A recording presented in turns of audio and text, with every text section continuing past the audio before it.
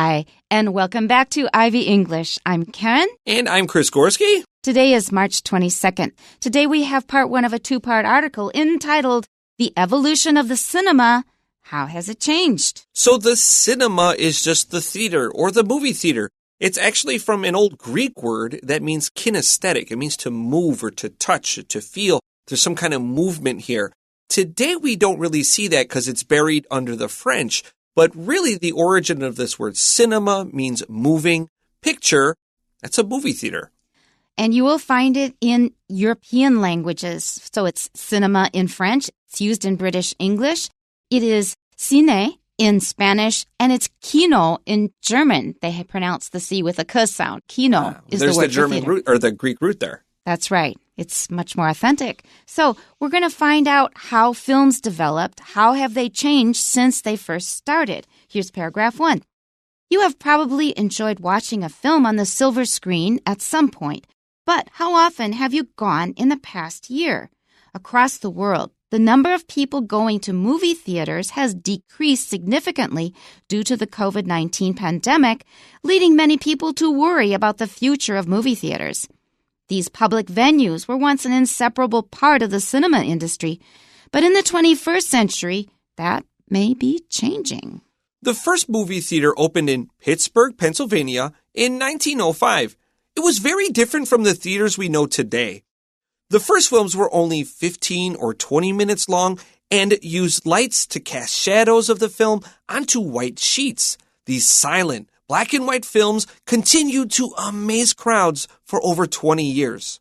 In 1927, The Jazz Singer was the first full-length film with spoken dialogue and a soundtrack to hit the theaters. It marked the end of silent films and the rise of talkies. After a few decades, especially in the 1950s, movies filmed in color were popularized as they became more affordable to produce. By the 1960s, almost every medium-sized city in the U.S. had its own movie theater.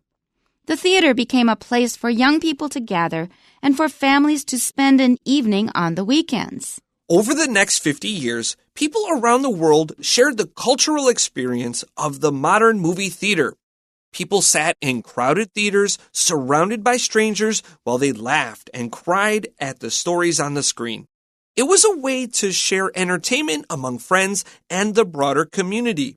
However, due to social and technological changes, this kind of public entertainment experience is on the decline.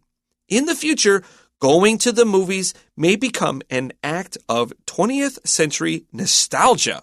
Now, I'm going to mention 3 reasons why I have never gone to the movies very often. Number 1 is when I'm sitting in my seat, often the soles of my shoes would stick to the floor. Disgusting. Did that ever happen to you? Yeah, a little bit. It didn't really bother me terribly much. It's disgusting. It is. Your shoes are sticking to the floor. I mean, you probably don't go into many men's bathrooms, but... Well, yeah, in a bathroom, you can kind of expect people to be sloppy, but it's a theater. I paid to get in. It's not cheap. And somebody's Coke is now making my shoes stick to the floor. I just wonder who these people are. I've never once spilled, my drink. There's a cup holder. I suppose, there's a lot of young people that go to theaters and they're being silly and maybe therefore less careful and maybe spilling more. I don't know. It never personally bothered me. The theater owner is responsible for cleaning up. If you're going to sell drinks, people are going to spill. It's just the way of the world. So that really, really, really put me off. The second reason was they are freezing cold. Every time I've gone to a movie theater, the air conditioning was on way, way too strong. I was so cold. I would pull on the sweater, whatever I brought with me. I was still cold. What is the point of that? You want people to be comfortable. I have the answer. What? I know the answer to this, actually. Okay. So as a matter of fact, air conditioning in theaters was a prime advertising feature for a very long time for theaters. Movie theaters were one of the first and only places you can find air conditioning. Air conditioning was, in fact, invented in my hometown in Buffalo for industrial processes. That's right. And so these extremely hot factories needed to be cooled down, and that's why air conditioning was invented. And then they were eventually brought over to movie theaters, which were quite stuffy places. And they would advertise freezing cold bricks of ice, like ice cold theaters. I remember that. That was the feature. And I think it's just one of those things that we'll discuss later. It's just a tradition to be freezing cold. But that makes you uncomfortable. The point is to make you more comfortable. I cannot accept this. Why do they overdo it? Practice moderation. That is number 2. I love this soapbox. Keep going. Number 3. I would often sit like in the second row. Like your neck all the way up. No. Actually, I could accept that because it was a big screen and I could see okay. It was boom. And it would just break my eardrums. The sound was too loud. So sticky floors, too cold air conditioning, the sound is ruining my hearing. Why would I want to go to a movie theater? I've sat in the second row for a theater once, and I did not enjoy that experience. I personally am okay with that. The loudness of a theater, especially for an action or science fiction movie, for me, that's a net positive. But all 3 of these things, I think, are very rational reasons why you would not enjoy a theater. Like, I don't personally share your opinions, but your conclusion based on them is extremely logical, and I see why you feel this way. That's right. And afterwards, I realized it was not worth paying all that money to feel miserable for something that was supposed to be relaxation. Yeah.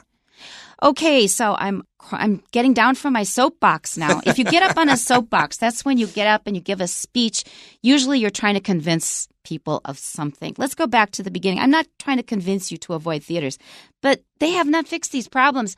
Lately, the floors have been cleaner, I have to say, but they're just as cold and they're just as loud. So anyway, the evolution of the cinema, how has it changed, is our title.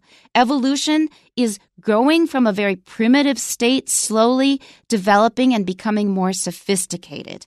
And cinema, for me, is still a really fancy word, even though I've studied European languages. It sounds fancy in American English. We just call them movies. Even film is a fancy word. I agree. Let's go watch a film. That's usually a foreign film. That's right. You're watching something with subtitles in black and white with an opera singer and the rose slowly dying in the window. That's a film. That's where you go see to the cinema.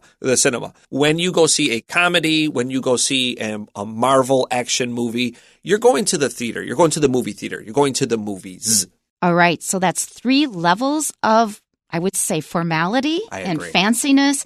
Movies is the most common word, then film is fancier, cinema is really fancy. Okay, our first paragraph.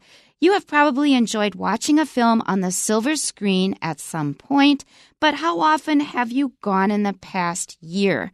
Now, the thing I think that you may need explained to you, but maybe not, is silver screen, because that is a synonym. It's another word for movies, because I guess it reflects back at you, and it's in contrast to the small screen, right? That's the little right. Screen. People didn't have any screens at home at the time when movie theaters were invented. The first movie theaters, as we see in paragraph 2, was just a white sheet. And what they soon realized is if you painted that sheet with a silver-colored paint, it might have silver in it, but it was just more like silver-colored. It would reflect better, but it created that kind of halo effect that we think of in old black and white movies. So the center would be very bright, but everything on the periphery, on the edges, would be darkened.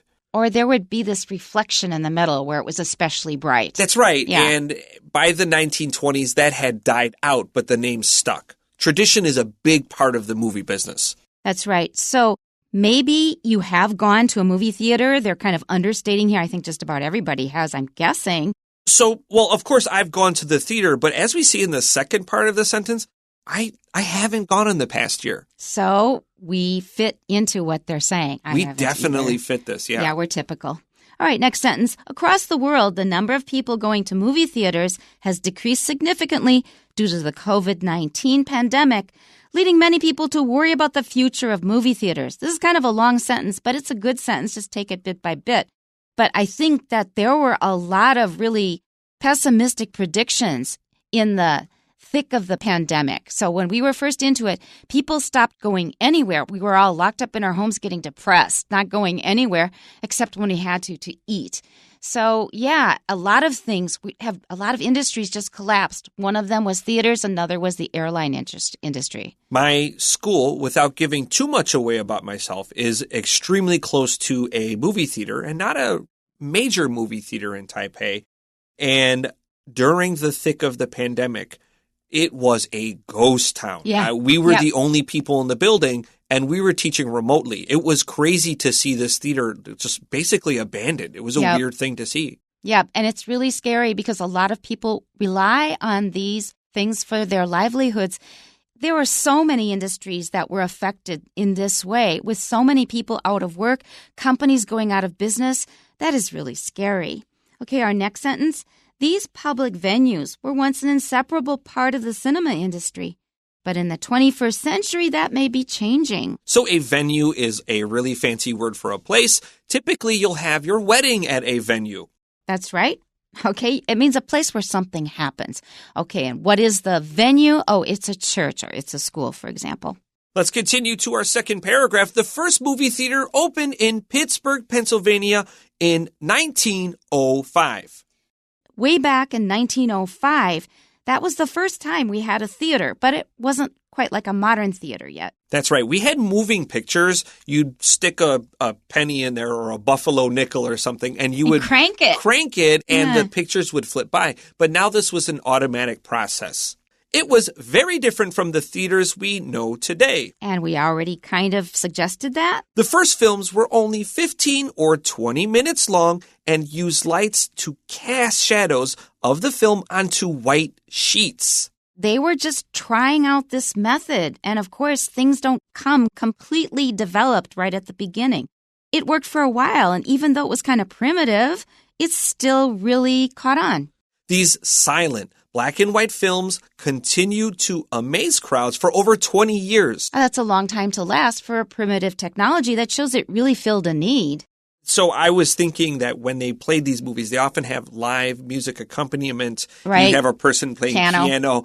But we would never call it piano. It was always like piani. Like you would say like piani, with this kind of that Western cowboy way. Think of... Piani. Oh, the piani. Yeah, playing the piani. You would never play piano in the traditional sense, but fancy. more of that very loose, fast way of playing, almost like ragtime style jazz. Right. That's right. That's playing piani.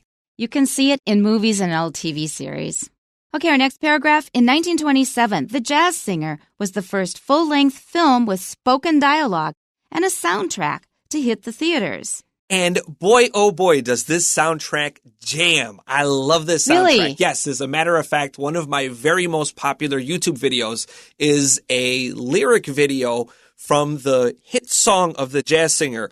There's an official name for it, but really people know it as I love to sing about the moon and the June and the spring. I love to sing. And it keeps going, and it was later turned into a Merry Melodies cartoon, like a Bugs Bunny cartoon. That's right. And it was known as Owl Jolson, which is a play on the name of the main actor of the movie, Al Jolson. It is a beautiful, wonderful song, and the cartoon is just as lovely. And if you ever get 10 minutes, look up I Love to Sing a Cartoon, and it is such an entertaining watch. I absolutely adore it. See if you can maybe find a clip from the original The Jazz Singer.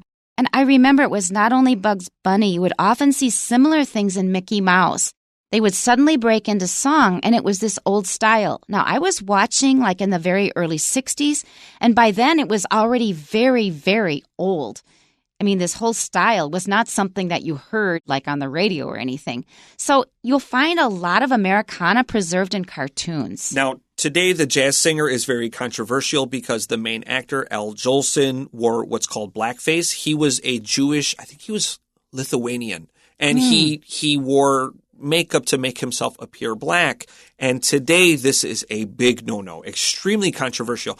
But, and here's my soapbox, Al Jolson fought for the rights of the fellow black actors and musicians that appeared in the movie alongside of him, including Cab Calloway, who wrote the song I Love to Sing for The Jazz Singer.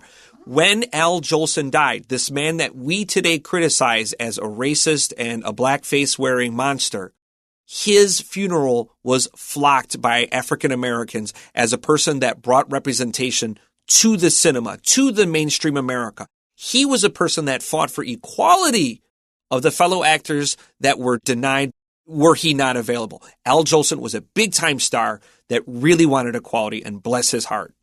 This is a really, really complex issue in the United States, but it will often be the case that some of the treasures of African American culture, like, gospel music, jazz, rhythm and blues, all of these things, it would be hard for white people to accept them simply because they came from black people.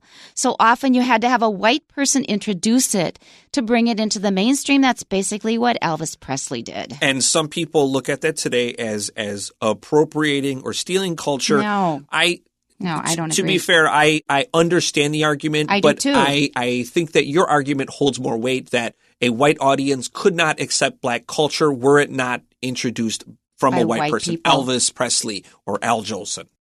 It marked the end of silent films and the rise of talkies. And when I read this, I felt a kind of excitement because as a phonetics teacher, I'm really into sound and speech. So a movie, of course, is a moving picture. Remember, we told you could stick a buffalo nickel or a penny into a machine and hand crank the pictures, and they would appear to move. Movies were done automatically. Talkies were now movies that talk. This IES just means a thing that does this verb. The way they did it in the past was they would have people making the motions of speaking, but you'd have to wait until the subtitles came on a separate slide. And way at the beginning, they just had it written on a poster that they had standing on a frame or an easel. So somebody would keep changing the words and the audience would read them as they were watching the silent movie. Next sentence, after a few decades, especially in the 1950s, movies filmed in color were popularized as they became more affordable to produce. So when I was a kid, we had a black and white TV and movies were often in black and white. It was just too expensive to produce them in color. Color TVs were also really expensive. That's a really good point, too, because color film was actually first available in 1914. Most of the footage of things like the Second World War were actually filmed in color. There was just no mass way to show you the color, and so everything appeared in black and white. And you got used to it. It just became normal. And they had they had a rainbow screen that you could put over your television to make it look like it was in color. Old video games used to do that. Oh, really? Yes, that's funny. Okay, next sentence. By the 1960s, almost every medium-sized city in the U.S. had its own movie theater. And I can vouch for that. I thought movie theaters were just a given. They're normal. I read something, Karen. I need to ask you this question. So I read that people described the colors in their dreams long before TVs were invented. And then there was a phenomenon noticed that after the invention of black and white theaters and movies and TV, people described their dreams strictly as black and white. They did not dream in color. And then once color television and movies became popularized, color reappeared in dreams. So you went through the black and white era. I have to ask you, do you dream in black and white or color? I don't know how widespread that was, but I believe I remember my father saying that he dreamed in black and white. That's interesting. My father, he was born in 1914, for the record, and I grew up in the age where I was watching black and white TV, but color was starting to become more common. So you were small, right? So I was small, but I can't remember dreaming in anything but color. That's such an interesting thing. Idea. Oh, yeah. It's so interesting. The theater became a place for young people to gather and for families to spend an evening on the weekends. What I think of, it's a typical first date. You go to the movies. Oh, yeah. Yeah. My first date was at a movie. What movie was it? Oh, I'll have to think of that. I have to think about that. Okay, last paragraph. Over the next 50 years, people around the world shared the cultural experience of the modern movie theater. So it wasn't just the U.S., it spread all over the world. People sat in crowded theaters surrounded by strangers while they laughed and cried at the stories on the screen. Okay, so what movies do you have the strongest memories of watching at the theater? The Sound of Music. Oh, what a good movie. Yes. It's so lovely. It's so wonderful. It's so joyful. Yes, I was really young there. I did not go to the movies often, but this was one when it came out that I had to see. And then I went with my neighbor, Maureen, who was a few years younger than me. We went there together. We had a wonderful time. I have really vivid memories of it. And I am now in touch again with Maureen over Facebook. Oh, I saw The Sound of Music begrudgingly. I did not want to watch this. I love What is this terrible movie? It. And then as I was watching it, it cracked my hard surface, and I said, this is just pure magic. Oh, unbelievable. Oh, but actually, the lead male actor, he thought it was too corny, and he didn't like constantly being praised for being in that movie. He thought the movie was so corny. It's Christopher Plummer. Well, oh well. It was a wonderful movie. What was your first movie? Well, not my first movie. I have very strong memories of watching The Lion King in the theater with my mom. I remember my gosh, watching. That's so recent. Well, in 94. I know. And I remember seeing it and thinking, this is really special. Even as a kid, I recognized how special it was. It's not my favorite movie. Have you ever walked out on a movie? Yes. What movie? I can't remember. I just remember some movies were so awful. I didn't want to stay. I can remember a few. One was when I was in Singapore, I wanted to try out a Telugu movie. Not Tamil. I mean, Tamil is a bigger Southern Indian language. Telugu is a smaller one. So I thought I'm going to go listen to a Telugu movie. I couldn't stand it. I walked out. It was awful. I think I'm too cheap to walk out on a movie. I was like, I spent my money. I'm getting every minute. Getting my money's worth. Okay. All right, let's continue here. It was a way to share entertainment among friends and the broader community. I guess so. You go to a movie and then you come out and what do? You discuss it. Yeah, so my favorite movie experience in Taipei ever was this movie called Borat, made by a comedian. Oh, you watched Borat. Oh, I adored this movie. Profane. Oh, that's what I loved about it. It was so ridiculous, and my heart broke for the translators because the audience was dead silent, and I think the audience just didn't get it, and it was like me, my wife, and then somewhere else in this packed theater, there's another foreigner, and we're howling like banshees with laughter. Like, I think men would do that. Oh, my wife and I, we were she thought it was funny too. dying laughing. And the rest of the audience is like they were at a funeral. It was so quiet. And oh my God. I know that he is brilliant. And when you listen to him talking seriously, you can see how polished and intelligent he is. But the movie is so rude. It is. Rude. It's it's Profane. A favorite of mine. Profane is a really good. It really is. Irreverent. It's filthy, and I hilarious. Can't take that. I'm sorry. I just can't. Next sentence. Okay, let's continue here. However, due to social and technological changes, this kind of public entertainment experience is on the decline. So this is getting to be a less popular way to go out and do stuff and have fun. In the future, going to the movies may become an act of 20th century nostalgia. And you think like, this reminds me of the days when we went to movie theaters. It sounds kind of a little too early for that. And it may be a little too early. We're going to find out more about it tomorrow when we hear part 2 of the article. Make sure you tune in then. We'll see you then. Bye-bye. Bye-bye.